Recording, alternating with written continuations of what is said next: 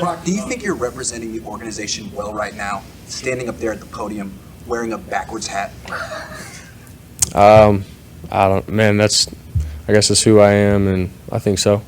So, yeah, some guys have told me in the locker room and stuff, but I don't buy into all that kind of stuff, so I'm just trying to play quarterback and win games. Brock, the Wednesday and Thursday is when you guys typically install. Is that a surprise to you as far as the game plan? Are you seeing it for the first time, or does Kyle consult with you on Monday and Tuesday about some of the things that maybe you want in the game plan that week? Or is Wednesday your first day? No, yeah, Wednesday's usually my first day. I'll go in and talk to them on the off days and just sort of get an idea of like what we're thinking. But then the first time I see the plays is on Wednesday. And, it's because they're doing all their studying and prep. They want everything to be perfect for when we see it for the first time, So, do I like it? Yeah. I trust in them. I'd like them to prepare, like as coaches, and give us the best game plan as possible, So, but it's worked, since I've been here. So. I'm not throw the Christian on the sideline on the little wheel route. Christian told me that there was an adjustment made on that play between you two before. Can you kind of specify what you did, and how much did the trust aspect work into that? Because that ball seemed to come out before he was even close to making his move against the linebacker.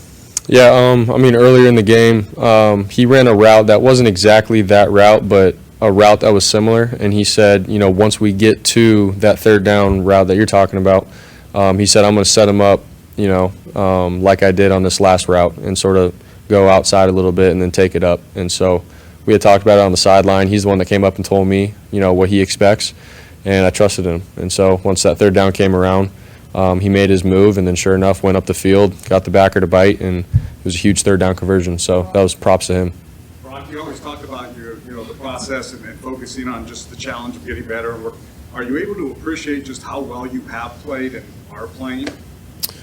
In a sense, but man, like I said before, like there's so many areas I feel like I can get better. Really, just within the operation of our offense, some reads, being consistent. Like I look at that last game and I look at the first, 2 drives, and it's like, man, we're a couple plays away from, really having our foot on the gas pedal from the jump, and so that's where I'm hard on myself, and so I sort of look at those things, and I always want to get better in that area. But at the same time, man, playing in the NFL, winning some games, you do have to, I think, take a step back and be able to look at it and be thankful for what's going on. But obviously we have a bigger goal at mind, and that's where I have to, stay even-keeled and keep chipping forward. So.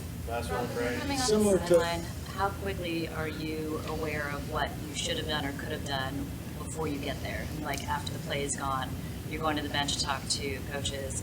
How quickly do you know where you could have done better? Yeah, I feel like in the heat of the moment, obviously, if something doesn't go our way or my way, in terms of, my read, my throw, whatever it is, and I'm jogging off the field, it's like I feel like I sort of have an idea of like where I was wrong. But I always love hearing, feedback and stuff from Greasy, Sam and Brandon, and then obviously Shanahan. Every once in a while he'll chime in, but I feel like it's sort of a thing where as I'm jogging off, it's like, dude, you should have done this, you should have done that. But at the same time, you play 4 quarters for a reason, so I can't let it get to me. I have to, learn from it quick and then make adjustments and then go try to be successful the next time I'm on the field. So. I appreciate your not pouring over your stats, but your stats, like this franchise has had Joe Montana and Steve Young and other guys, John Brody. I can tell you who that is later. Anyway, you're on pace. Your numbers would set franchise records, and some of them would be like in the top 20 in NFL history, like passer rating, completion percentage, yards per attempt. Again, I know you're not like sweet, at this point, but considering where you were not that long ago to, that type of stuff, do you ever like have a moment where you're like, dang, this is pretty wild? I guess in a sense, for me, man, I've always known that this whole thing, just life in itself, is just a process. You can't just wake up one day and graduate high school and then be like, all right, I'm going to go play in the NFL in a couple years. It's like, no, I have to go, earn the respect of the guys in my college program. I got to start. I got to win games. I got to get experience.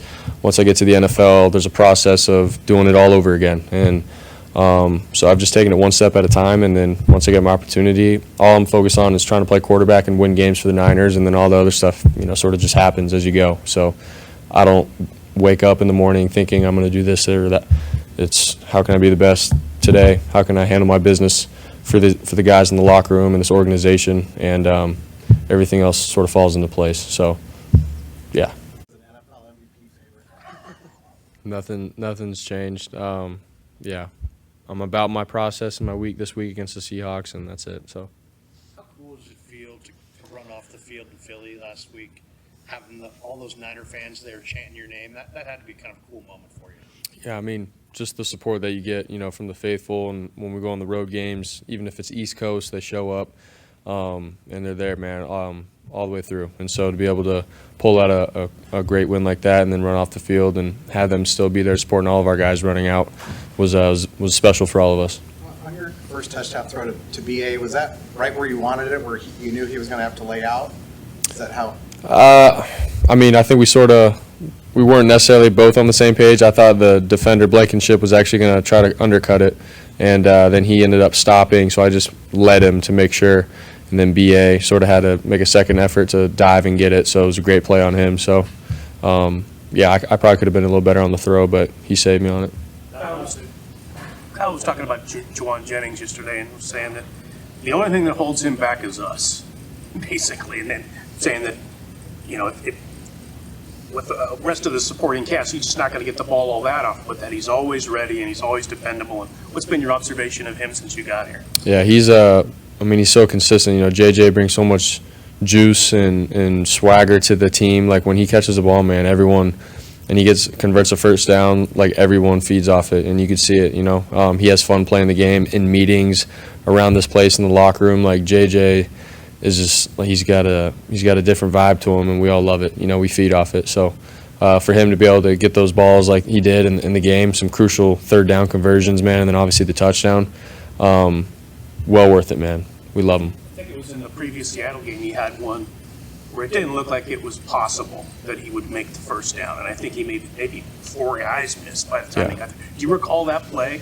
Did you have a look at it, or were you out on your back or something at the time? No, yeah, I threw the ball and we all just watched, and it's like, all right, you sort of just see him make all these guys miss and keep going, but JJ's done that, in multiple games dating back to the last 2 years. Like, you get him the ball and he makes guys miss and finds a way to get a first down somehow, some way. But that dude's got some dog in him. He's got some fight, and like I said, we all feed off it, and JJ just brings a lot of joy and drive and fire to this team, more than people know. So his touchdown in the last game, the Eagles game there, I don't know, how aware are you of when a blitz is coming, how well it's picked up? I mean, is it just as simple as like, oh, I was able to get the ball off, which is great, or like when you go back and watch, you're like, wow, Christian stepped up and made this blitz pick up, and that was even better than I realized. Yeah, I mean, obviously we have a protection called, and then you could start to see like there's, the coverage is tight, everyone's low. We know that I'm probably going to be hot. So I know that Christian's going to get, the A gap here. I'm going to be free with the guy off the edge.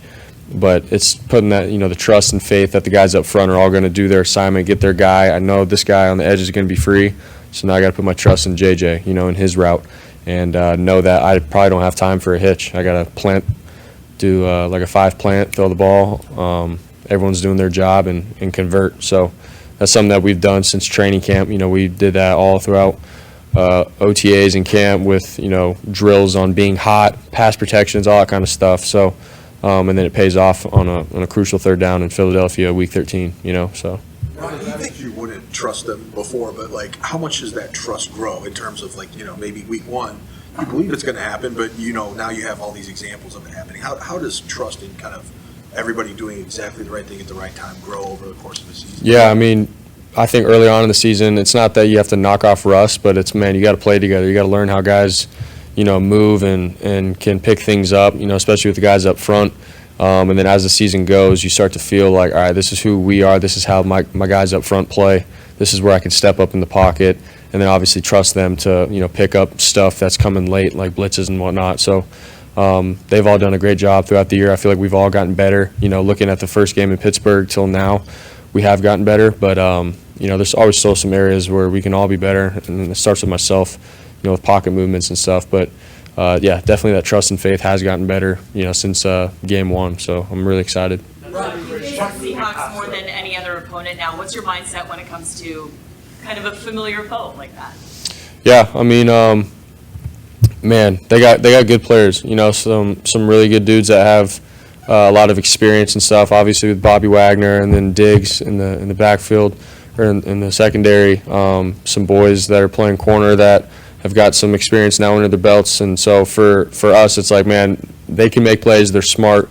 They play a bend but don't break kind of defense. And so it's always a challenge when we play them every single time. It's not like, oh, we've beaten them, so we're just going to walk in this game. It's not like that, man. It's the NFL. They're a team right now who needs to win, and so do we. And it's going to be a dogfight like it always is. So we respect the heck out of Seattle. And anytime we play them, we know it's always going to be a dogfight. So that's how we look at it.